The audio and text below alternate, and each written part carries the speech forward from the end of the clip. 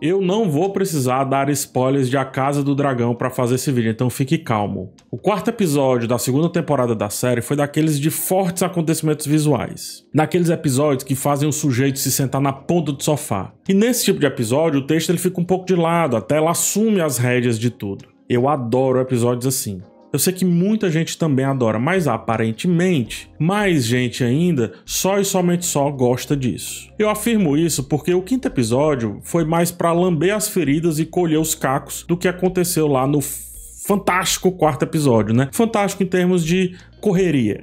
Só que o quinto episódio gerou muitas reclamações sobre uma suposta lentidão, um suposto nada acontece, um suposto arrastado e tantos outros clichês de opiniões imediatistas que, enfim, já é bem comum aqui na internet. No final, penso eu, só reclamavam de não ter ação ou a mesma correria do episódio anterior. Portanto, reclamaram da desaceleração. Eu acho isso deprimente. Não pelo episódio ser assim, mas por essa ansiedade desvairada de querer sempre mais a todo custo. Isso é fruto do afogamento cerebral que vivemos tanto a partir das telas, como também na vida. A partir da telinha do celular, o sujeito afoga o cérebro em dopamina, porque a única coisa que o faz esquecer da vida é estar ali naquela dose cavalar e constante de ápices. E aí a pessoa quer levar aquilo dali pra telona, digamos assim, a tela do cinema ou também a tela da TV. Porque no final tudo é tela no cérebro, tu entende? E aí, essa dose cavalar de dopamina não faz construção, não há escalada, é só topo o tempo inteiro.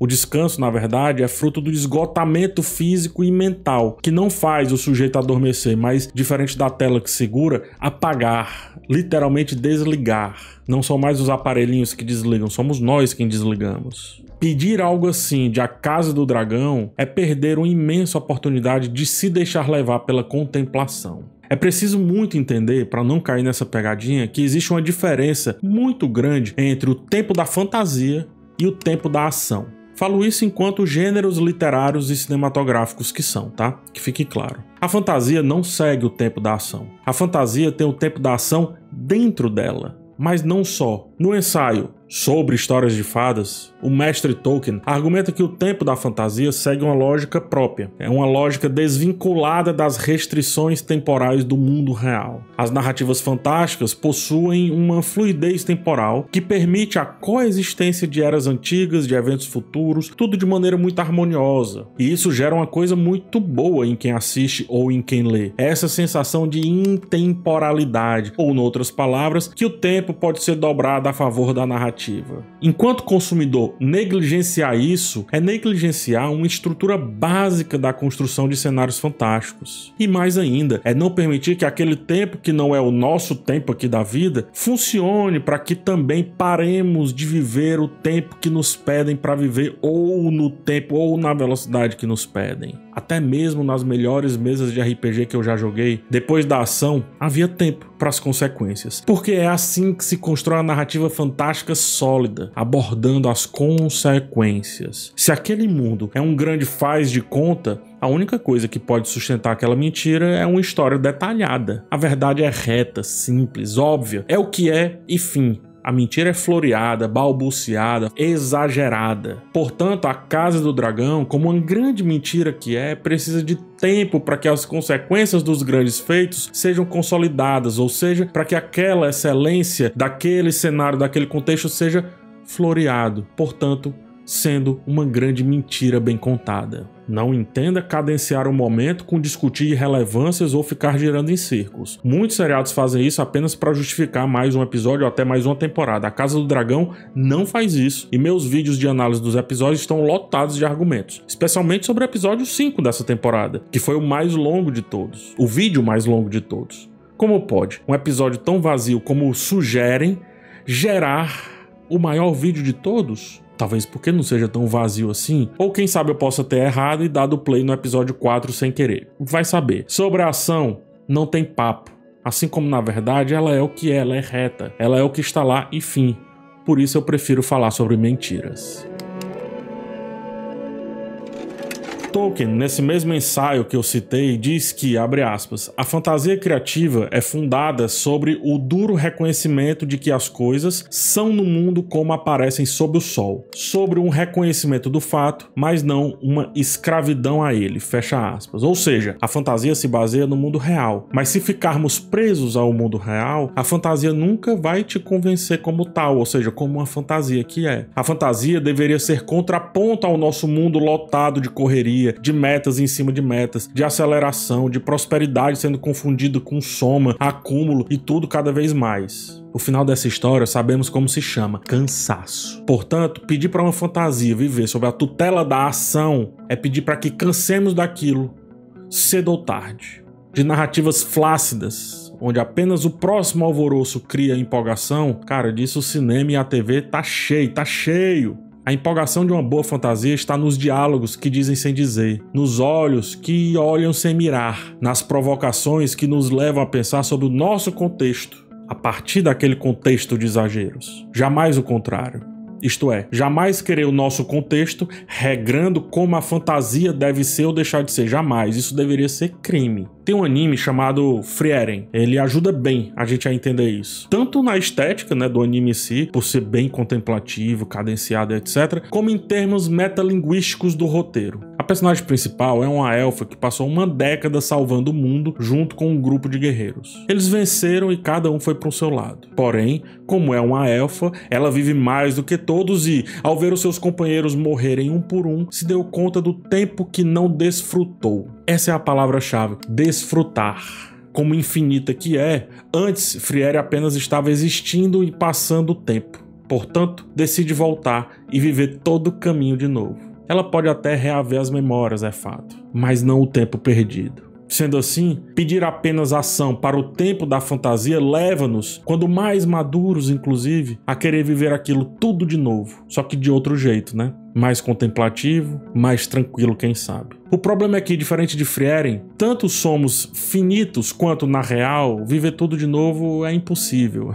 Quando a gente vai ver, já não temos tempo para isso. Quando a gente fica sábio, o tempo também fica escasso, percebe? Por que não tentei conhecê-lo melhor? É a pergunta que Frieren faz aos pés do túmulo de um amigo. O passado é o tempo que morreu. O passado é apenas uma lápide e por isso precisa ser muito bem escrito. Alguém, não sei quem, talvez Hollywood, vendeu a ideia de que cinema é um trem chegando e assustando as pessoas. Depois, outros cinemas venderam que cinema talvez seja também falar sobre algo, sem precisar de muita firula para jogar a conversa fora, só deixa gravando e vai. No final das contas, fizeram cinema para todos os gostos, essa é a verdade. Entretanto, a cultura do hype, uma cultura meio moderna, meio contemporânea, não nos permite pensar sobre o que vamos consumir. Se está na moda, se está nos tópicos principais, se só se fala nisso num raio de 10 pessoas, você precisa consumir. A cultura do hype flerta com a ditadura do consumo. Muitos assistem algo porque todo mundo, entre aspas, está falando sobre, mas na verdade queriam assistir outras coisas. E assim buscam Transformers e Velozes e Furiosos em A Casa do Dragão. E isso não é uma crítica a esses filmes, eu só tô dizendo que se alinham mais com o tempo da ação, porque A Casa do Dragão prefere o tempo da fantasia. Dentro da cultura do hype, existe a cultura do imediatismo. Não se faz hype sem o imediato, porque o imediato é de rompante. Faz você comprar algo rapidamente, faz você ter logo uma opinião. Portanto, tão logo que se assiste algo, é necessário ter uma opinião sobre. E quem não tem um olhar muito crítico aposta no binário: bom ou ruim, rápido ou lento, cheio ou vazio, etc. Não se busca um entendimento da coisa analisada. Não.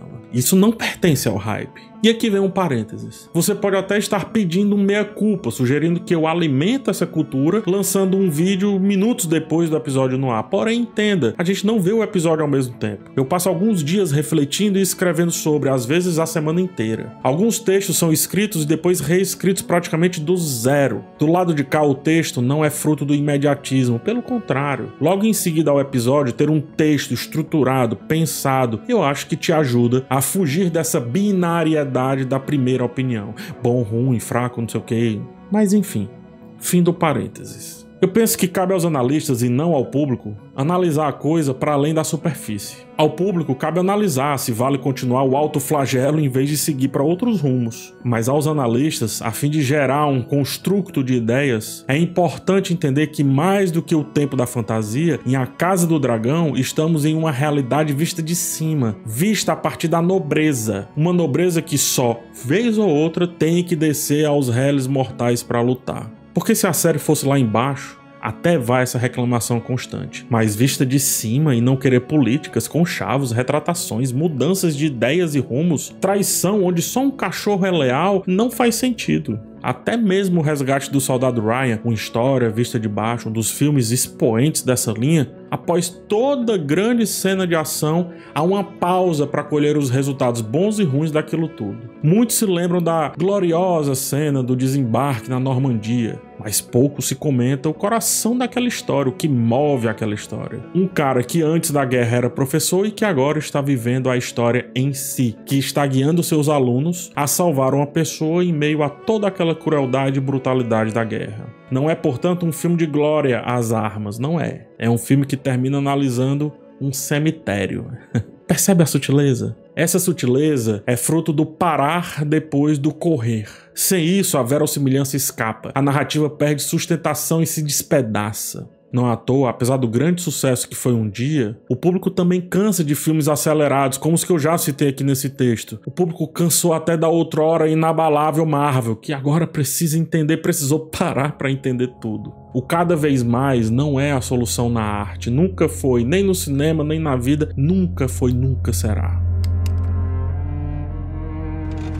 Todo esse sentimento de achar que a próxima cena emocionante tem a resposta para a cena emocionante anterior é muito reflexo do nosso hoje, como eu já estava falando. Vivemos no digital. 30 segundos de um gato fofinho, 15 segundos de um presidente sangrando, depois 1 minuto de uma dica de restaurante, já volta para os absurdos de um povo sendo massacrado na Europa, vamos para o vencedor da Fórmula 1 da semana, depois para o gol absurdo perdido, já partimos para a máfia das apostas, do nada nostalgia, gols antigos, bom era do meu tempo, em seguida fala-se sobre o futuro, os avanços da inteligência artificial, os medos, gente morta, tragédia... Respira, pô. Calma. São sentimentos encapsulados em mais ou menos 1 hora, que nos entrega fragmentos de momentos, mas nunca a história toda, criando uma montanha russa emocional que impede a consolidação do pensamento. Noutras palavras, em que momento fechamos os olhos? Essa provocação é feita por Byung-Chul Han, aqui no livro Favor Fechar os Olhos. Um livro bem curtinho que você lê em 2 horas, vai. Você lê em 2 horas, mas para entender...